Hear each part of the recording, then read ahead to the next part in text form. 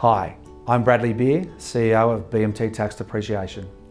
It's safe to say that 2019 was a year of highs and lows for Australian property investors, with the national housing market getting off to a slow start. Investor sentiment was low as policy uncertainty, the Banking Royal Commission and a subdued economy overshadowed the market. Tighter lending conditions affected loan approvals and property values reduced in most areas. The federal election put negative gearing policy into question, as the Australian Labor Party campaigned for reforms to the existing legislation. A surprising result saw the Liberal Party elected, and this helped to ease concerns and restore market sentiment.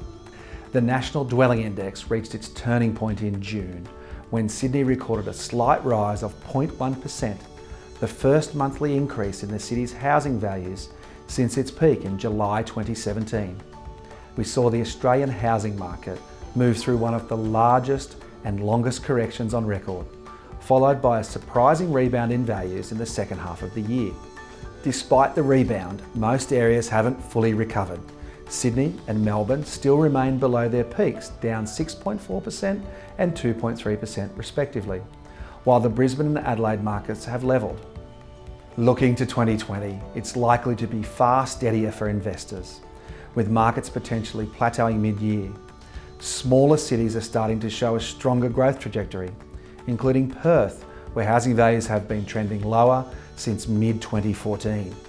With the cash rate at 0.5% and the potential for further cuts, investors who can secure finance will be able to do this at an all-time low interest rate.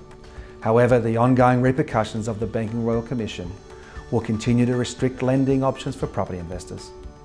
Unit and apartment sales continue to trend lower, and developers may be retaining some stock. As a result, slow development will have a flow-on effect on the construction industry and is likely to put pressure on property prices as housing supply is outweighed by demand due to continued population increase. The First Home Buyer Scheme, an initiative from the Australian Government, may also contribute to a jump in property prices in the first half of the year. The scheme will provide a guarantee for eligible first home buyers on low and middle incomes so they can purchase a home with a deposit of as little as 5%. At BMT, we've seen a consistent increase in the schedules completed for new property over the past few years, and this is expected to continue.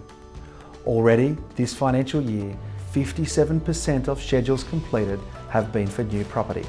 It's important for investors to understand that every property type, whether new or old, will attract depreciation deductions.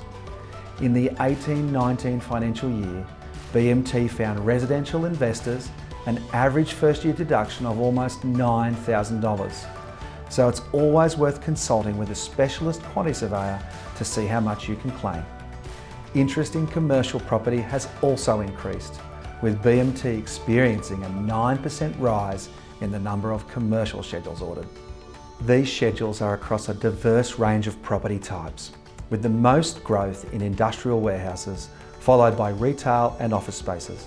Whether you're investing in residential or commercial property this year, the team at BMT wish you every success for 2020.